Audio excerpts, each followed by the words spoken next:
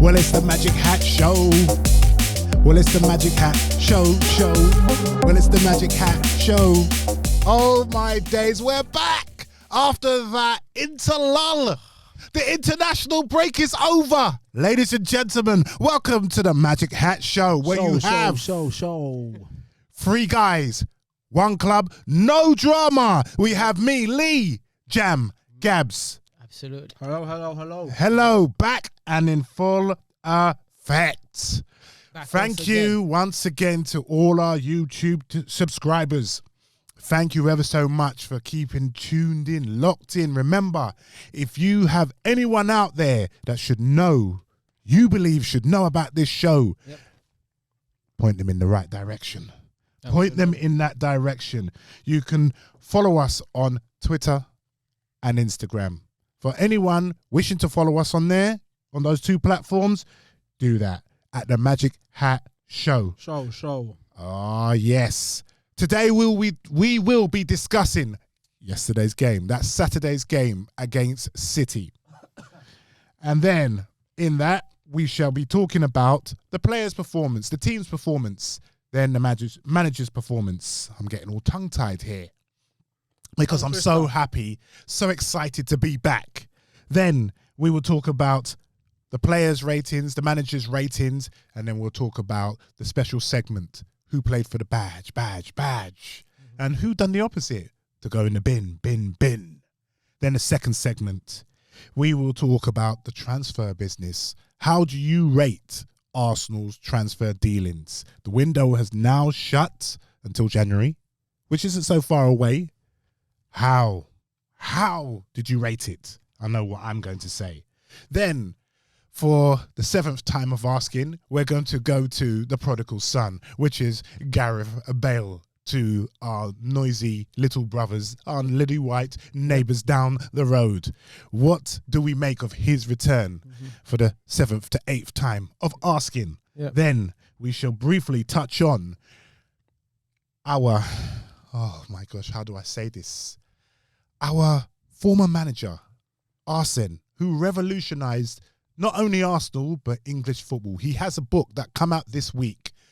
If anyone has read this or even heard, through the grapevine, what he said, we're going to be discussing what we've made or what we expect, to find in this book. I will be very interested. Should be very interesting. Yep. So, on the Magic Hat Show. Today, we will start at the Etihad. Manchester City. 1, Arsenal 0 poor goals. Okay, so Jam, kick us off. The whistle has blown. Kick us off. What did you think? What did you think, my good man? Okay. And welcome back, by the way. Yeah, welcome back. Because I haven't seen you. I haven't seen Gabes. Yeah. I haven't seen you guys. So, welcome back. And I've got to just touch on before we say anything, I'm loving that shirt, my good man. I see Dixon. He passes it on to Smith. He flicks on to what is he wearing? To Thomas. What is he wearing? That's what I'm describing the game. Absolutely. I'm describing that game. Jumping in. It's up for grabs now. Yes, I'm loving that shirt. I am blinded by its beauty, my good man. Yes, sorry, Jams. Let's get into it. Right, let's start. Etihad, tough game, man. Let's start with the team news. I think the first thing that stand out for me that I was surprised about was that he wanted to start holding.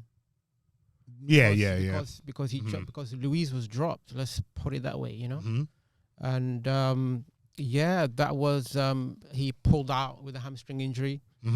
Luis came in, and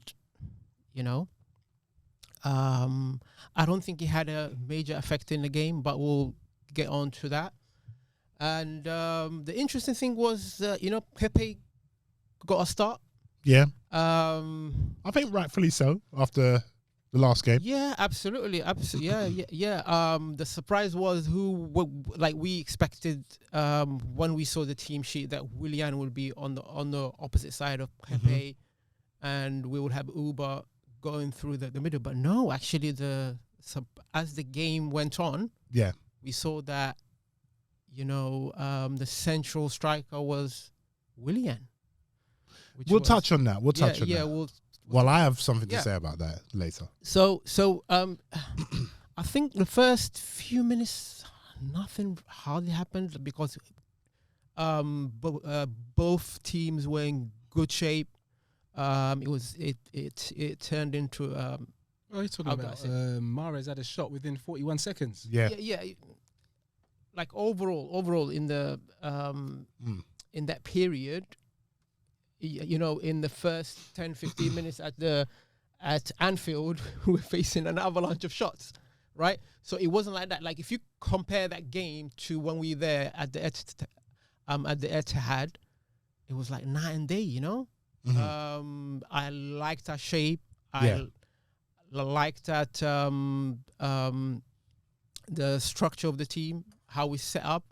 The pressing was really good, right? Yeah. But again, it's we get ourselves in trouble when we try to play those short passes from the back again, right? I wouldn't agree with that. No, it was again. We are I thought we broke City's press.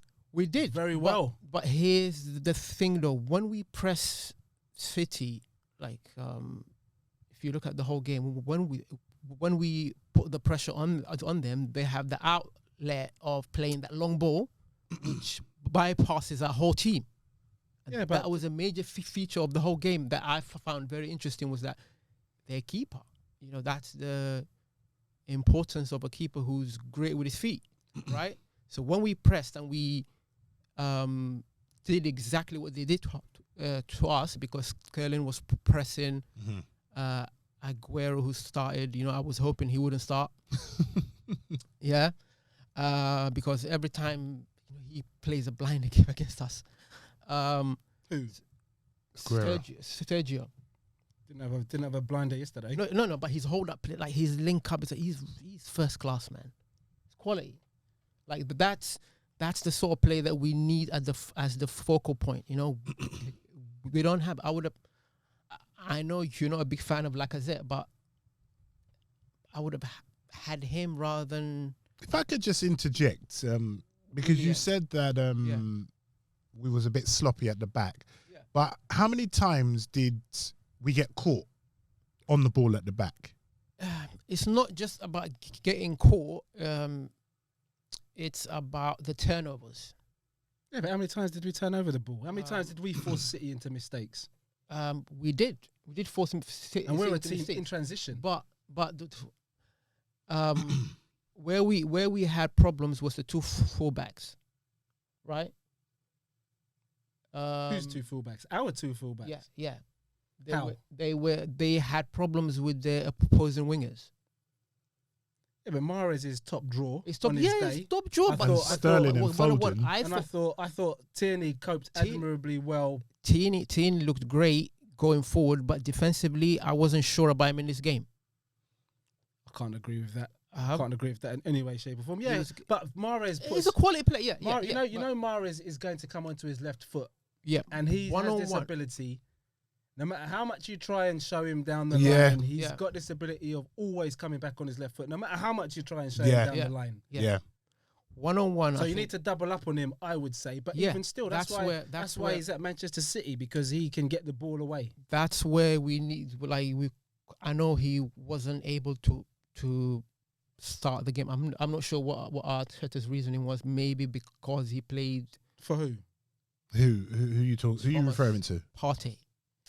We'll get to that. We'll get to that. Too soon, man. It's got too soon, right? We'll get to that. We'll get to that because I have a point that I want to make on that. And I think he would be a major asset because, again, the problem is when the goal came, right? It came because Xhaka and Ceballos got stretched, right? It's because Foden done Bellerin. Yeah. No. But let's have it right. You have to go back. You have to. Go back. The bit before. You have to go back to before that. was too slow to get across to the pass. Too slow. But where was Xhaka? Anyway, Xhaka was out of position, but even still, the pass from Mahrez into the middle of the pitch. Xhaka was there, and so like they got stretched.